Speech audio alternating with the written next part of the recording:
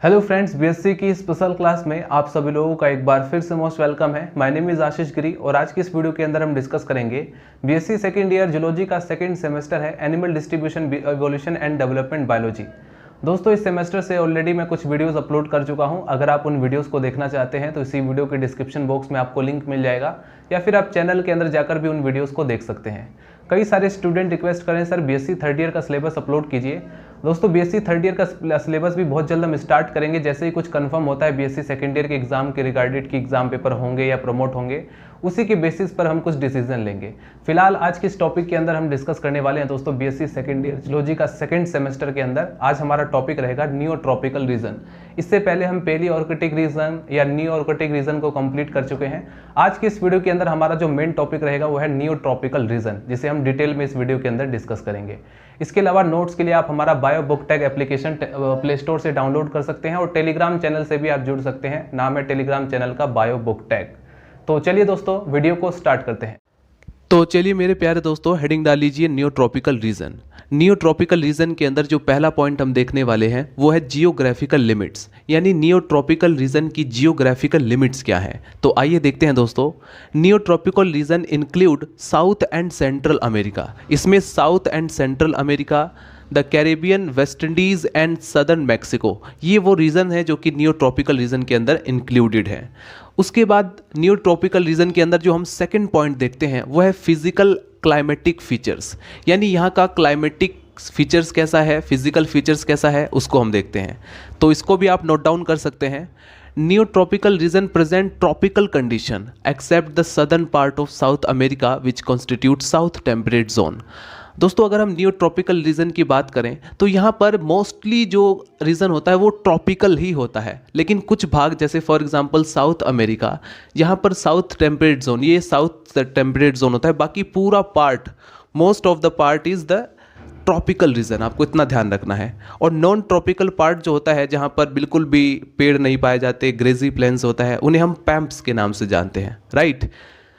It is noted for luxuriant forest, यहाँ पर प्रचुर मात्रा में फॉरेस्ट पाए जाते हैं और कंप्लीट अब्सेंस ऑफ फॉरेस्ट, यानी दोनों जगह प्रेजेंट है। एक ऐसी जगह जहाँ पर प्रचुर मात्रा में काफ़ी सारे घने वन हैं और एक जहाँ पर पूरी तरह से जो फॉरेस्ट है वो अब्सेंट है। Extensive evergreen forest are found in Amazon valley. दोस्तों, जैसा कि आप लोग जानते हैं, नियोट्रॉपिकल रीजन में एक वर्ल्ड की सेकेंड लार्जेस्ट अमेजन रिवर भी इसमें पाया जाता है। और वर्ल्ड की फर्स्ट लार्जेस्ट रिवर कौन सी है? नील नदी। और सेकंड लार्जेस्ट अगर आपसे पूछा जाए कौन सी रिवर है वर्ल्ड की, तो आप कहेंगे अमेजन। तो प्यारे दोस्तों, अमेजन जो है वो इसी नियोट्रॉपिकल रीजन के अंदर कवर होती है। लगभग 6437 किलोमीटर का डिस्टेंस, इतनी बड़ी ये जो है, इतनी लॉन्ग रिवर यहाँ पर पाई जाती है, जो कि वर्ल्ड की सेकेंड लार्जेस्ट है। तो दोस्तों, यहाँ पर देखा जाए तो एक्सटेंसिव एवरग्रीन फॉरेस्ट, यानी बहुत ज़्यादा evergreen forest found in Amazon valley, यानी जो अमेजन घाटी है इसके आसपास पाया जाता है।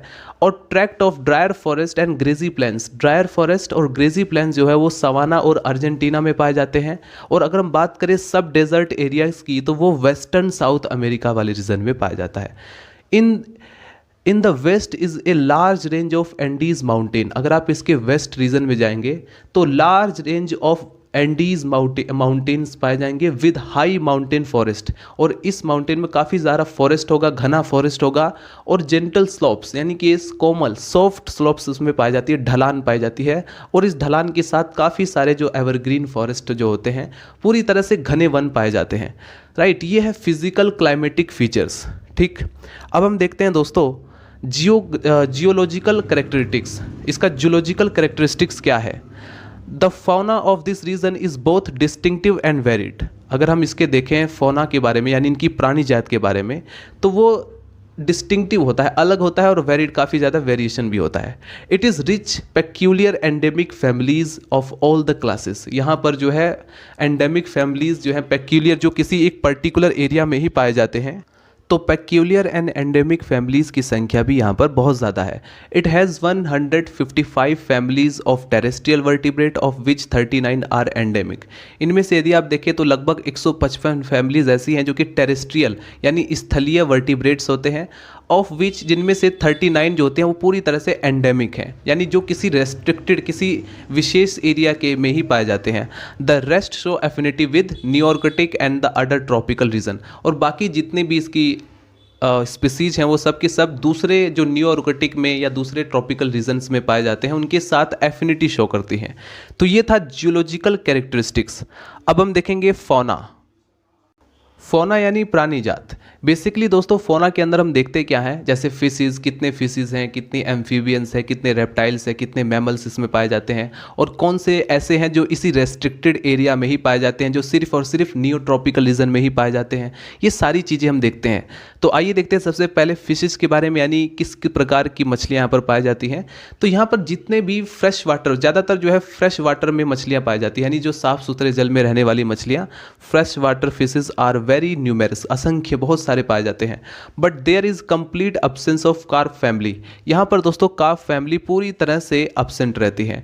It is dominate by characin fishes and gymnotids. यहाँ पर जो है कैरेसिन और जिम्नोटिड्स काफ़ी ज़्यादा डोमिनेट कर रही है। दैट मीन्स यहाँ पर काफ़ी मात्रा में है, जिन्हें हम इलेक्ट्रिक इल्स, जिम्नोटिड्स यानी इलेक्ट्रिक इल्स जिसे हम बोलते हैं। One genera of lung fishes, यहाँ पर जो लंग फिशेस हैं उनका वन जेनेरा यहाँ पर पाया जाता है। या लेपिडोसिरिन एंड गारपाइक, जिन्हें हम लेपिडोस्टियस, आर ऑल्सो फाउंड। तो ये दोनों जो यहाँ पर भी, ये दोनों मछलियाँ भी पाई जाती हैं, गारपाइक और लेपिडोसिरिन। तो दोस्तों फिशेस के अंदर आपको ध्यान रखना है, नोट डाउन करना है कि इसमें से एटलीस्ट कम से कम 4-5 फिशेस के नाम आपको याद होना चाहिए। और जो मेन स्पीसीज, मेन जो बात है स्पेसिफिक, जैसे कि यहाँ पर कार्प फैमिली पूरी तरह से एब्सेंट है, तो वो भी आपको नोट डाउन करना होगा। और दूसरा पॉइंट जो है, यहाँ पर फ्रेश वाटर में पाए जाने वाली संख्या काफ़ी ज़्यादा मछलियाँ पाई जाती है, तो ये भी पॉइंट आपको ध्यान रखना होगा। क्योंकि एग्जाम पेपर के पॉइंट ऑफ व्यू से जब आप एग्जाम पेपर में बैठते हो तो वहाँ पर आपको इतना सब कुछ याद नहीं रहता है, एकदम से मतलब सब कुछ याद नहीं रहता। तो आपको कौन कौन से वो पॉइंट है जो आपको एटलीस्ट याद होने चाहिए। जैसे फिजिक्स के अंदर है तो पहला पॉइंट फ्रेश वाटर वाला याद होना चाहिए, दूसरा कार्प फैमिली एब्सेंट है। अब इसके बाद आपको ये ध्यान रखना है डोमिनेंट कौन सा है, वही चीज़ मैंने यहाँ पर लिखवाया भी है। मैंने ज़्यादा कुछ आपको नहीं लिखवाया, सिर्फ वही चीज़ लिखवाया जो बहुत ज़्यादा ज़रूरी है। जैसे यहाँ पर कौन सी फैमिली जो डोमिनेंट है, जो ज़्यादा मात्रा में, जैसे कैरेसिन है या जिम्नोटिड्स है, ये दोनों पाई जा रही है, तो इनका आपको नाम याद होना चाहिए, राइट। तो फौना के अंदर पहला हमने फिशेस को कवर किया, अब हम एम्फीबियंस को कवर करेंगे। सबसे पहले आप इसको फटाफट नोट कीजिए। सो गाइज, नियोट्रॉपिकल रीजन के अंदर फिशेस को कवर करने के बाद अब हम देखेंगे एम्फीबियंस। नियोट्रॉपिकल रीजन के अंदर किस तरह के एम्फीबियंस पाए जाते हैं, तो हेडिंग डाल लीजिए नंबर 2 एम्फीबियंस। एम्फीबियंस को अगर देखा जाए तो ये 14 फैमिलीज रिप्रेजेंट करते हैं। These are represented by 14 families of anurans, of which the genera Pipa, Hyla, Bufo and Rana is common.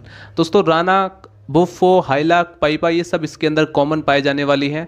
और दीज आर 4 फैमिलीज जिसका नाम है राइनोफोरेनिडी या हाइलोप्लेसिडी या प्लेक्टोमेंटिडी या पाइपिडी, ये सब पेक्यूलियर हैं।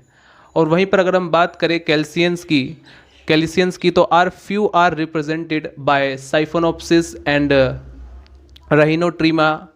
और उसके बाद देखें the urodeles are just few and peculiar one is Spelerpes. The urodeles are just few, urodeles बहुत ही कम मात्रा में पाए जाते हैं, यानी बहुत ही कम है। एंड पेक्यूलियर वन, और इसमें से जो पेक्यूलियर है वो है स्प्लेरेसिपिस, जो कि इसका आप नाम देख सकते हैं। इसके बाद रेप्टाइल्स की बात करें तो the reptiles fauna shows affinities with Nearctic, Ethiopian and Oriental reason.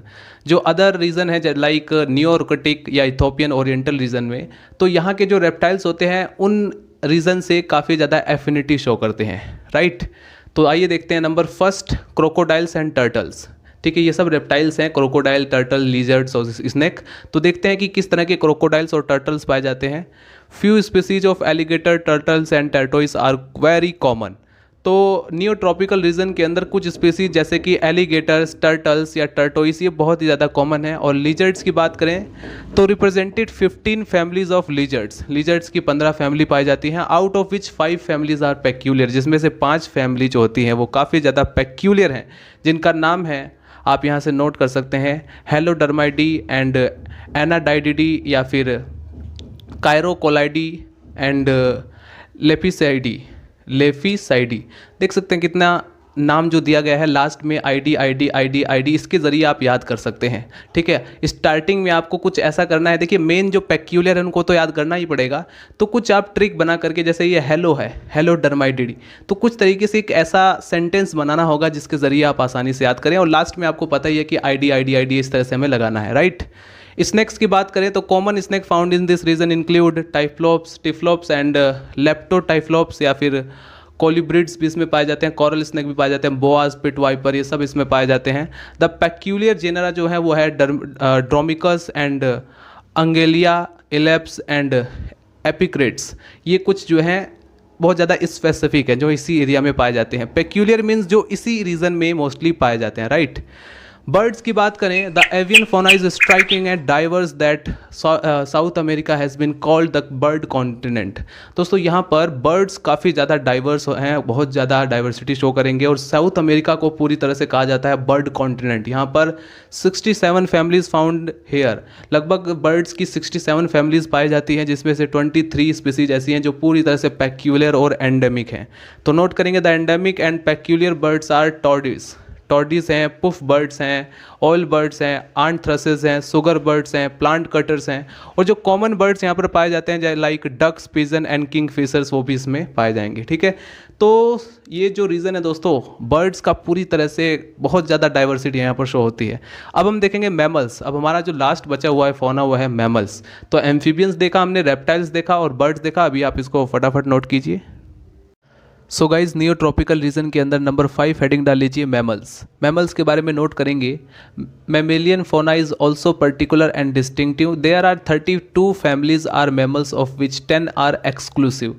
लगभग 32 फैमिलीज हैं जिनमें से 10 बहुत ज़्यादा एक्सक्लूसिव और एंडेमिक हैं।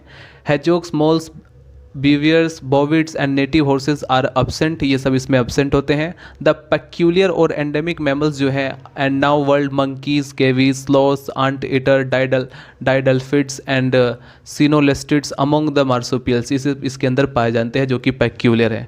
तो ये है मैमल्स के बारे में दोस्तों, इसे आप नोट कर सकते हैं। तो इस तरह से हमने नियोट्रॉपिकल रीजन को कंप्लीट कर लिया है। नेक्स्ट वीडियो में हम दूसरे रीजन को, थर्ड रीजन को कंप्लीट करेंगे। तो मिलते हैं नेक्स्ट वीडियो में। अगर वीडियो पसंद आए तो लाइक करें, चैनल को सब्सक्राइब कर दें अगर आपको इसी तरह की और भी वीडियोस चाहिए तो। और यदि आपको कोई दूसरा टॉपिक चाहिए, अगर आप चाहते हैं किसी और टॉपिक पर भी वीडियो बने, तो आप मुझे टॉपिक सजेस्ट कर सकते हैं। मिलते हैं दोस्तों नेक्स्ट वीडियो में। Bye bye, Tata.